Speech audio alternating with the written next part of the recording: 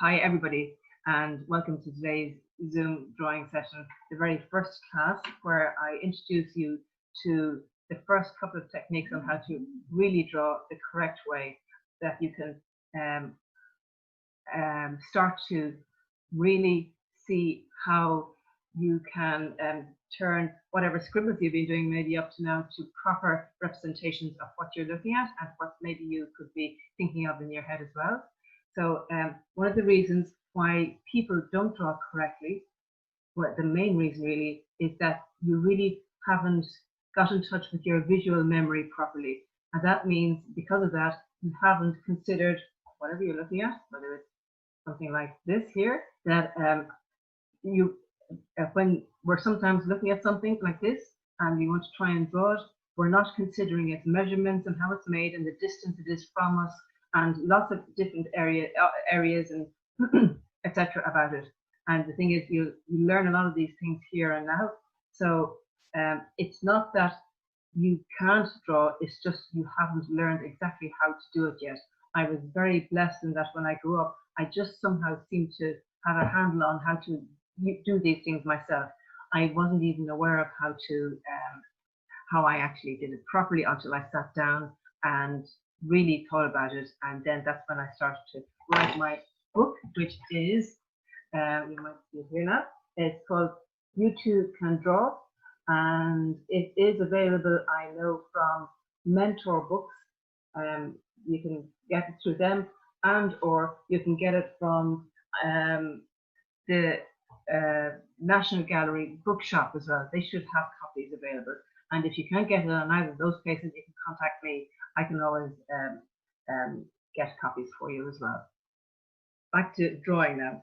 It's all about practical exercises in general from me when you're being taught by me.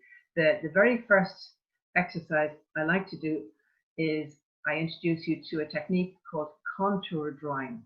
And that means you're going to draw an object. In this case, I'm going to draw a squiggle like this on, as I'm right-handed, I'm drawing it on the left. Sorry for this, this happens now and again. Someday I'll get a more professional thing, but for now I'm afraid this will have to do. So I'm right-handed, so I'm putting this on the left-hand side of the page.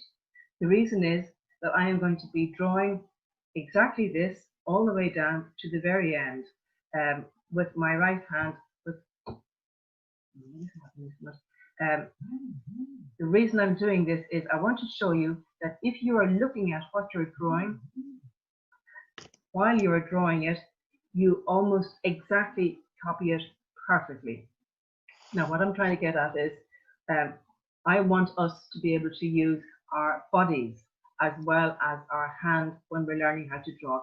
A lot of people think it's only your hands, but it really is a combination of a good few things. And I've learned when I use my body as well as my hands, things get so much easier.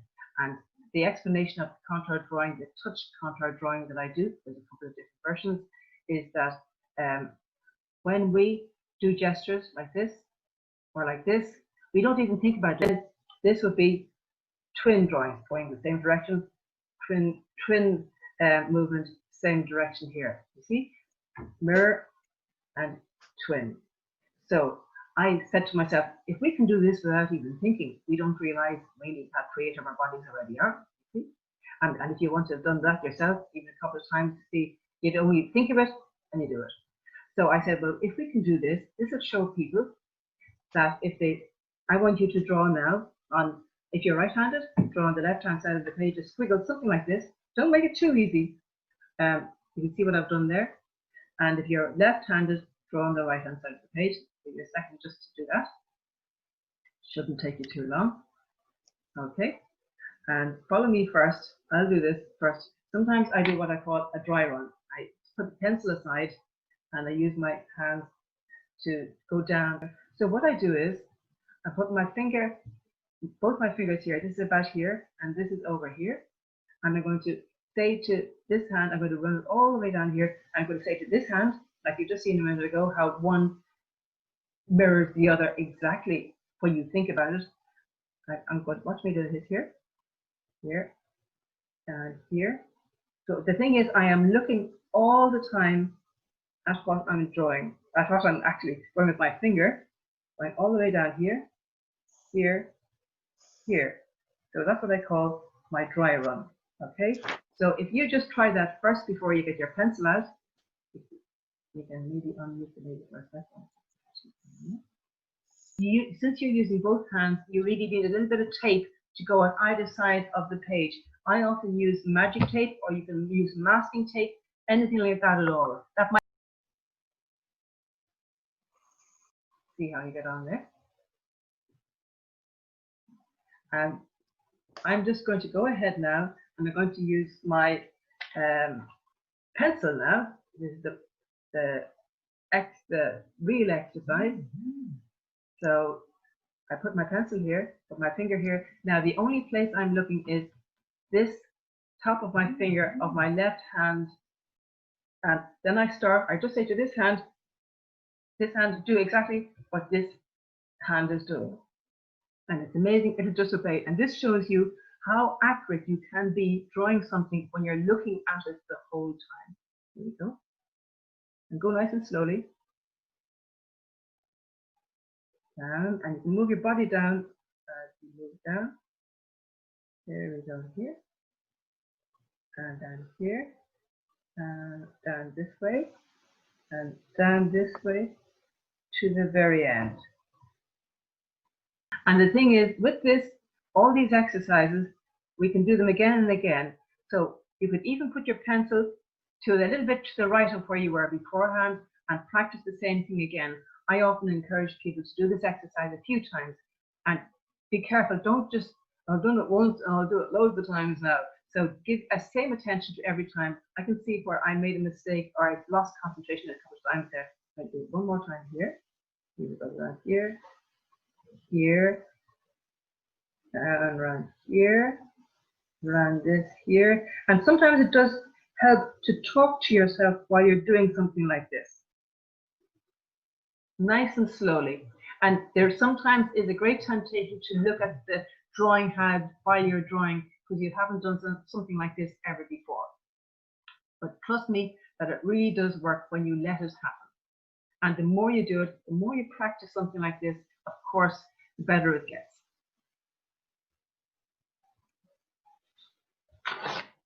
Okay, so it's well worth checking out, doing different variations of the exercise, try different squiggles, and the next class I might do this exercise briefly again using, the mirror version. I've done the twin version today, that's exactly the same direction. The mirror version would be when I'm doing it like this, exactly, okay.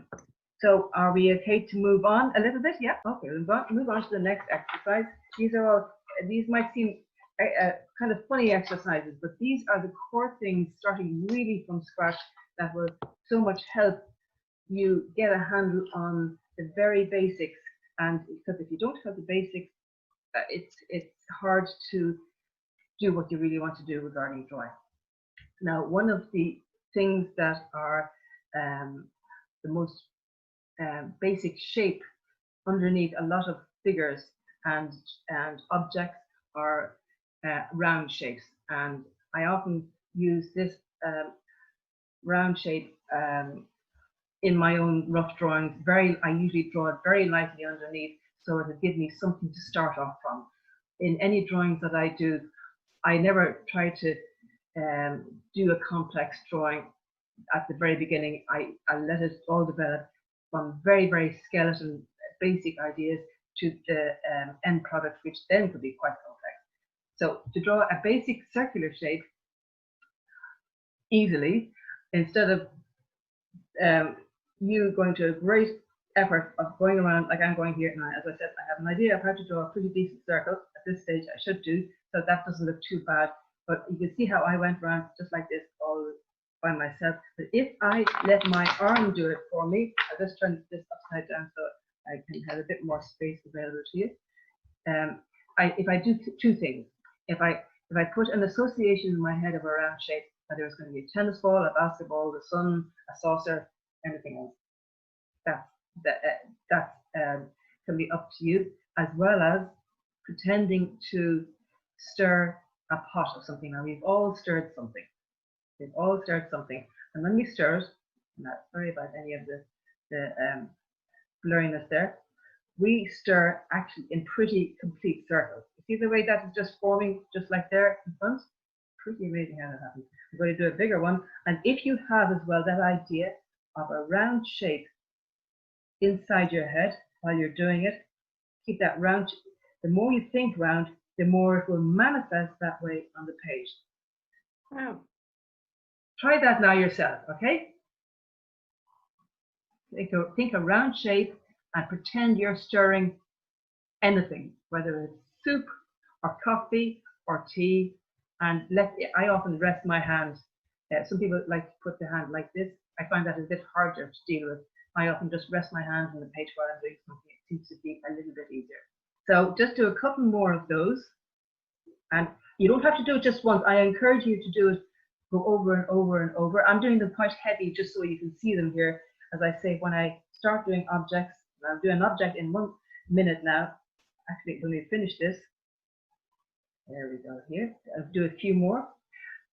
I found when I was demonstrating this exercise a few times to different students, I realized that it began to look like a galaxy. And so then I said, oh, well, now even if I show people the second part of this, like we're doing circles, we could do ovals. Like an oval is like a flattened circle. So you think of a rugby ball or an egg, and you can get yourself wider and wider and wider, and wider and wider and wider.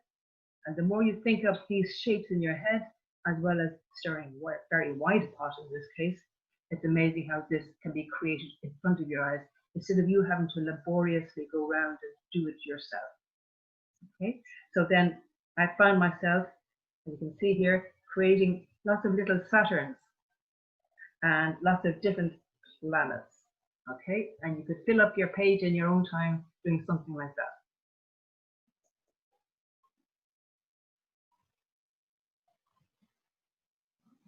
You can just practice that for a second or two, for a moment or two. So that's a valid shortcut that really works.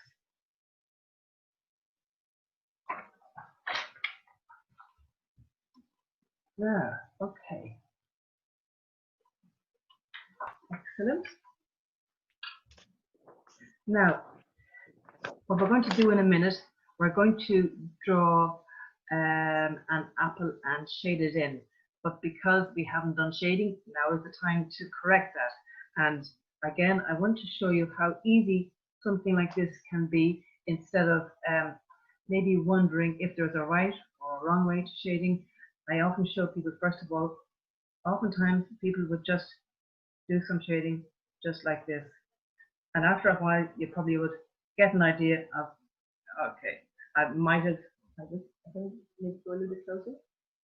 No, that's just a few lines drawn together. Now, if I want to do it much more realistically, I would first of all, with my pencil, for this, with the pencils I usually use pencils from, the pencils are HB down to B, then they can go all the way down to 8B, then 2B, 3B, 4B, all the way down to 8B. Don't use H2 or sorry 2H or 3H or go up higher on the H's, because the pencils get harder and harder and virtually impossible to do shading on these. So all the pencils you use, I usually use my outline drawings 2B pencils, and other pencils for shading from about 4B, 5B onwards, and they seem to work very well with me for that. So if I'm going to do shading, I'm using a 4B at the moment here. So you'll see, I first of all flatten one side of the pencil, making sure I have plenty of lead in the pencil, or graphite really, that's what it is, because it's surprising, you mightn't think of this, but this is an integral part of being able to get your drawing correct, your shading correct. Make sure you have plenty of lead in your pencil. I'm just flattening one side, so then, well, I'll just turn the page around a little bit here now. So when I go to do shading, you can see, try not to get the lines showing in between, sort of like what I'm doing there. I'm going to go over this nice and gently again and go in the one direction only, the one same direction, because if you go in different directions like this, you can sort of see underneath the kind of the shading come through, and it doesn't look the best. But if you go in the same direction only, and keep the same weight there, okay, all the time, and here, I'm just going up here a little bit, nice and gently,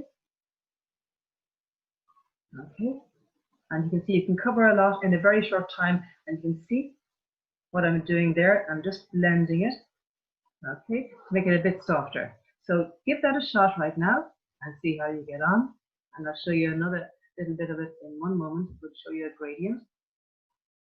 Just try that for now.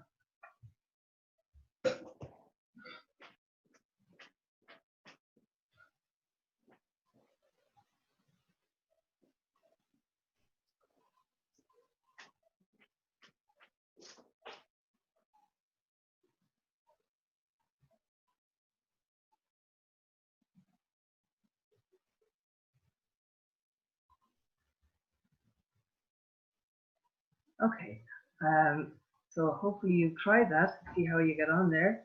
And I've just drawn another little bit of shading there. You can see how it might have been doing. I was doing that. I want to get a bit of a gradient in this, and the gradient is really going from usually a darker tone to a lighter tone, or a lighter tone to a darker tone. So I'm going to go maybe darker just here, and as you go along, you lessen the pressure on your hand as you go along, bit by bit by bit, very gently. Oftentimes I go in a couple of stages instead of doing it just once. So I've just gone that far. So this here, I'm going back again, going a little bit more, tiny bit heavier here, and then lessening the pressure off my hand just a bit more there. And you can see I've gone a little bit further then. I'm going to go back there and do this again. As I say, it's better to do steps in some of these, bit by bit by bit, and layers, little layers, because I have found I've made all the mistakes there are to make. So I have found that if you try and do this all in one go, you might have gone too heavy, and then you have to redo the thing all over again, which is not what any of us want to do with a drawing we're working on. So here we go, and then lighten up, lighten up, lighten up, and that seems to be a little bit better. And at the very end, there'll be it'll just be back to what the original was. So you want to give that a shot now and see how you get on with that.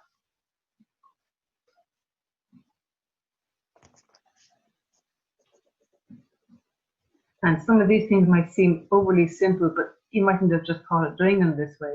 And they really do make a big difference when you approach working from your outlined objects to make them look 3D.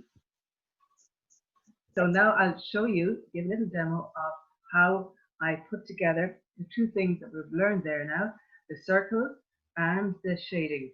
So if I was going to do an apple, the basis of an apple, yes, what is it? Of course, it's a round shape, although some of the apples that we get today are all sorts of different, elongated shapes, wide shapes, but I'm going to do basically a round shape to start off with, stirring the pot, and I'm thinking a tennis ball.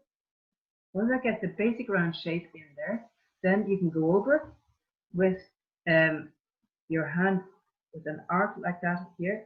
You know the way you have a natural arc to the way you draw, and when you start drawing, sometimes it's amazing how you might limit yourself.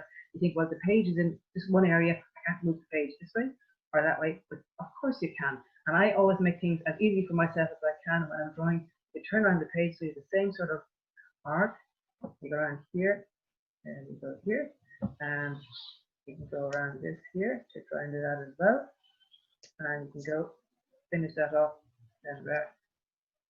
Then we have a good round shape like this as well, all following the natural arc that God gave us in our hands. All these natural shapes that we sometimes think we have to do artificially, and they're all there for us already. So if we have this, and you can tidy up your lines as much as you like in your own way as well. So I've got this here. Make it a little bit bigger. Make it a little bit bigger. Let's just see. I'm not sure if I can. I don't know if I can. Oh yeah, cool. There we go. So I'm just going to draw a little, as I say, a little smiley face here. You can see what this is, and I'll put this around a bit here. And out of this smiley face, I'm going to do a really light line just here so I can get halfway through. It might be hard for you to see that. So here, another circle. See that coming out of there? Okay.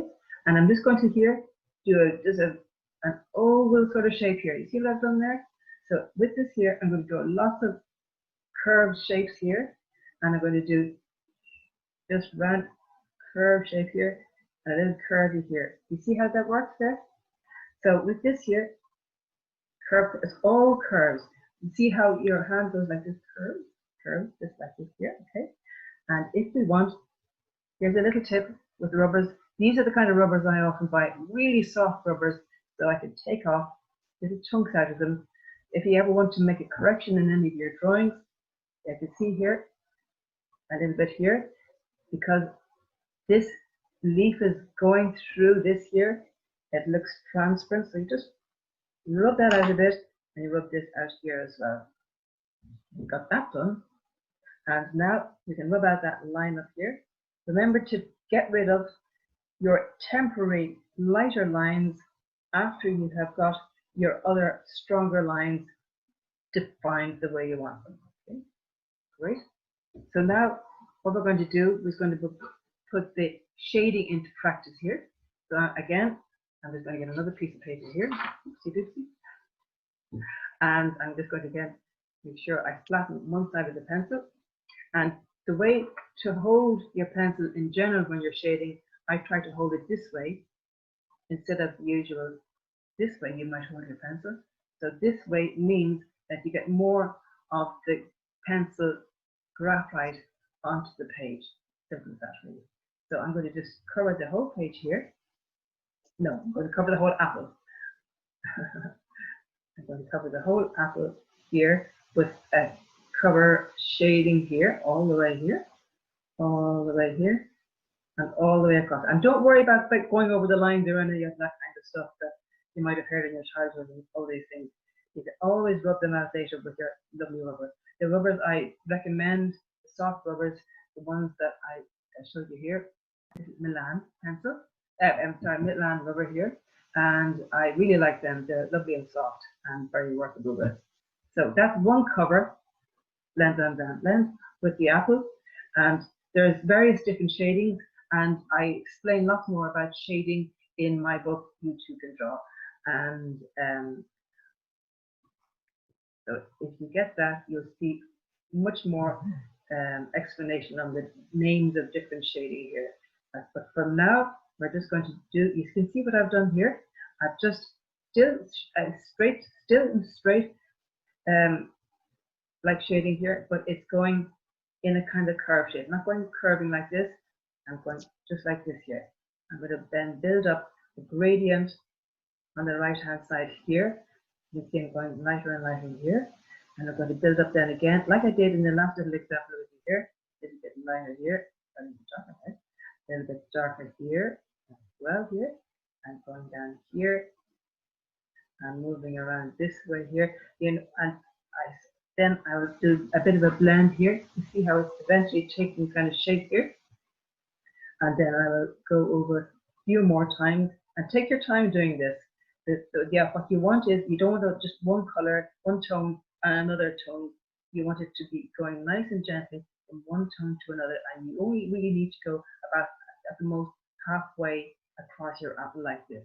Okay? You can see how the shading is working a little bit here now. And also where this is, where the stem is, I do a little bit of a gradient in here. That's amazing how that can work really well in creating a 3D kind of effect. A little gradient, and then lighten up here. And then in effect, that area is like a circle in a set. See what I've done there? If you did all the way around there, that is like a circle. But you only need to do kind of one half of it there. See how that works there? Then you can do in your pencil. I'll just shade this quite roughly here as well. There we go here. And what if you do shading dark around this area here? If you do a lot of dark shading, it sort of puts things further back, whereas light shading brings things a bit forward. Okay, that's what happened there. And then, because I've done the shading on this side, of course, we can estimate the sun is going to be on this side here. And what I like to do with this kind of apple, this example is I want to create a little highlight. And a lot of shiny shapes, or most shiny shapes like apples, pears to an extent, bananas, and any other shiny fruits, Naomi? Mangoes. Yeah, mangoes, yeah. So what I do then, what you can do, you can draw in. Rubbers can be used to create as well as to take away. So here is, I've done see I've followed the curve of the apple, and you can see I've drawn a little highlight there. Okay, and I just draw don't draw it straight, of course, because then it'll look, then the apple is a bit wonky. So you just draw a curve there, okay? And around this side here, very interesting, this is called a reflected light. And in shiny shapes, you'll see that quite clearly. If you could just check out an apple you might see or have in your house, even it mightn't be as big as that light. That's quite a big light. I'll just lessen it a tiny little bit, but that makes objects look much more correct volume. You see how that works there. And there's one or two more things as well. This is the surface shadow here. This is, I'm drawing this. This is going to be the cast shadow on the ground here. I'm drawing an oval really lightly. You see how these things come into use so quickly. I'm covering over a bit of the apple there. Also, you won't see the whole. You won't see it. Oh, okay. You won't see the whole of the oval. But now we can use that as the cast shadow.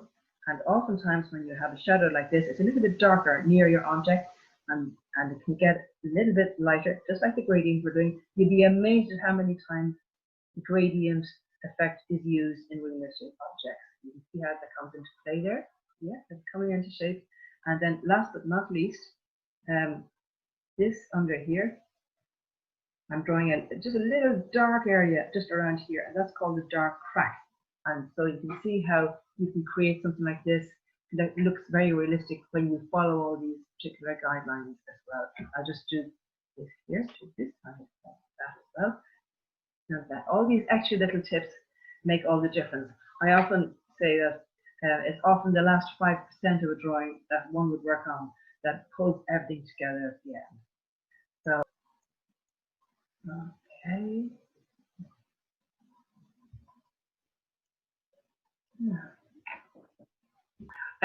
I always like to end sessions with something that's quite fun and to incorporate what we've done so far. This is going to be, you might have seen on the intro to my class here, I've given a little, you saw a little picture of a squirrel, and we're going to draw Mr. Squirrel here and see how you get on, and I will explain as I go. Okay.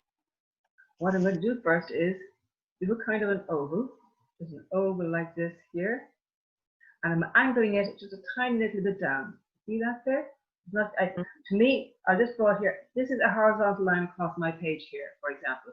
So the angle I'm drawing is down this way. Okay, I'll get rid of this middle part here. So you can just draw a little oval there.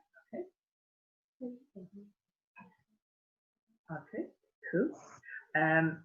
And so what I'm going to do here is, then we've got that done, I'm going to, near the top of the oval, round about here, okay, and right beside it, we do two more ovals.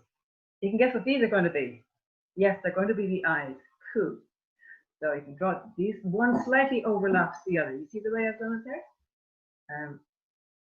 And within these, we're going to do, like the pupils, I'm not really doing the irises, but the pupils will be good enough. And you can see what I've done there as well. I left a little bit of white space for the highlights of the eyes, because in a lot of cartoon characters, a lot of eyes, wherever you are, if you don't include the highlights, the eye looks dead, and we don't want that. So there we have two eyes there. So I'm going to make the oval a little bit bigger there, and I'm going to do two little triangles. See that? Two little triangles like this here. When we can strengthen them up, let's put a little jaggedy top to the both of them like this then. Okay. Alrighty. How's yours looking?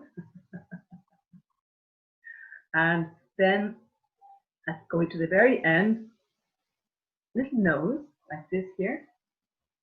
And what I want to do is I'm going to do the neck a little bit first. You see the curve that I'm using? Curve like this here, both sides. Okay. I'm going to draw the mouth so that it comes down a little bit like this. And then this here. Okay. So you've got this done. We've got our eyes. We've got our little triangles for our ears. Then we have a little round area for the nose, which you can draw in like that, a little highlight in the nose if you want. Then we got this here. You put a little tooth in there if you like as well. Then we got this. Okay. I usually start any animal or any creature, human, etc., with the eyes and the head. I always think it's the easiest place to start. Okay, that's just me. And now what we want to do is we want to draw a much bigger oval this way. And if I was going to measure it, this is what handy measuring can be. You see what way I'm measuring here? I'm measuring with my finger here and my thumb here. I'm going to turn this around here, and just so you have some idea of the difference. So this is about 1. That's I go from here to here. So take that with, and I said, okay, so it's about 1 3/4 bigger than this. Okay, because sometimes you might get guidelines, draw this and draw this, but you wouldn't be shown the different distances. So that's what I often do. I find it's a really useful technique. And this, even if you have not drawn this already, put a little marker here and then draw this here. Cool. So then I can just go around the body like this a bit more.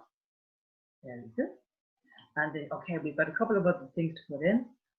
Even in this case, yet another oval. See how useful all these round shapes can be. And this is going to be part of his little hind leg. Okay, see that there? Again, that's nearly about half the width, a little bit more than half of this. So we're going to draw this. You know what I'm saying? So then you can draw it. Once we got that line drawn in the way we want, we can go over this bit here. And now a little bit straighter there. Sometimes I want to measure to see how things are, and I usually use like an indicator line here. I can draw out later on. So if I was going to draw a line, okay, I wanted to go out as far as here, for example. I've got the legs done out as far as here. Now I'm going to draw this slight little curve to here.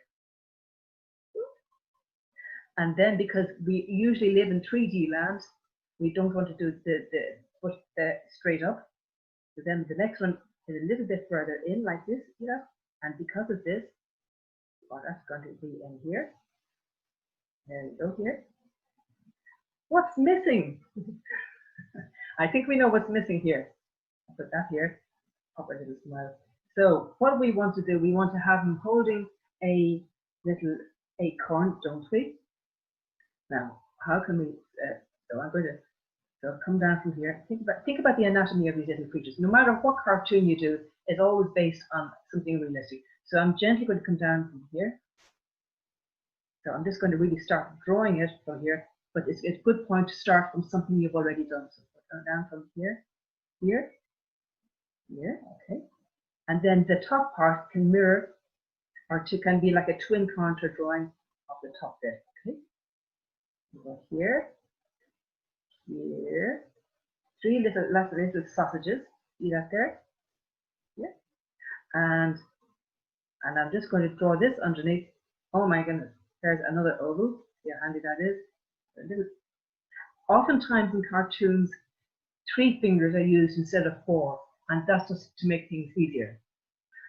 So that's here, and we can draw, and a little thing on the other side. There's his hand coming out, his arm coming out from the other side. And we go here. At the end, just drawing around this here. Yeah, that's the shell, and then this is. I have to remember exactly. Yeah, I think. He's a happy little fella, isn't he? So I might just bring this down a little bit more. And put a little, there we go. He's saying, hi everybody. And I could even change the position of hands. The thing is, no matter how many times you do things, allow yourself to even change. If you think that anything might be done a little bit better, I'm thinking his hands could be okay that way, but I might even put them, they might even be a little bit better if they were held maybe like this.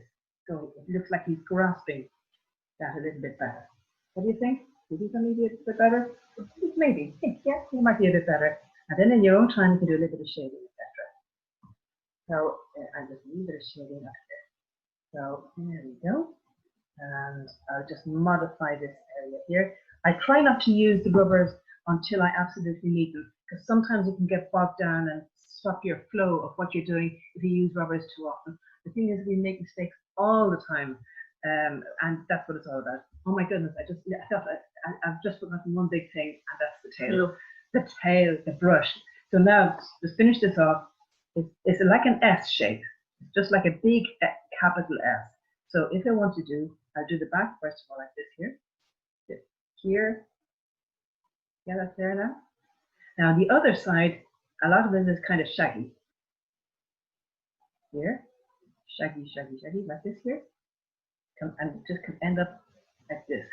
And even at the top of it, you could do it a little bit shaggy like that as well. There we go. There we go. Now, I think that's him. What do you think? So, and with anything I do, I'm always terribly self-critical. But in general, you know, we should be more forgiving of ourselves. Actually, everybody should be there as well. That's right. And in time, I might just color him up a little bit. But I think he's okay like that for now.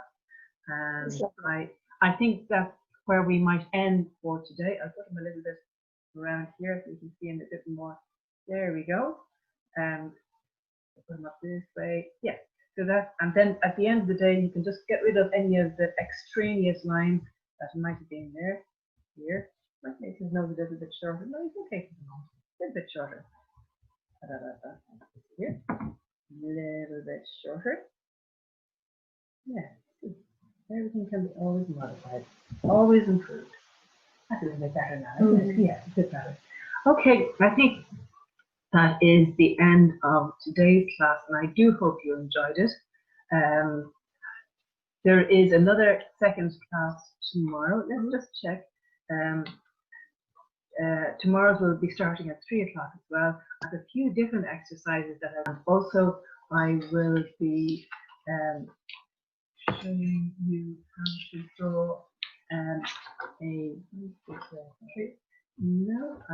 I'll be showing you how to draw a deciduous tree in a very easy way. Again, we'll be referring to to the circular shapes in drawing that, and also I'll be showing you how to accurately draw a mountain ridge like this here, so that you can really get something like this, which can be a tricky thing to do best of times, really accurate. I'll be using a technique called modified contour drawing for that. So at any of these classes, if you want, I can send you some of these materials. If you would like to even send me your email addresses, I'll send you mine.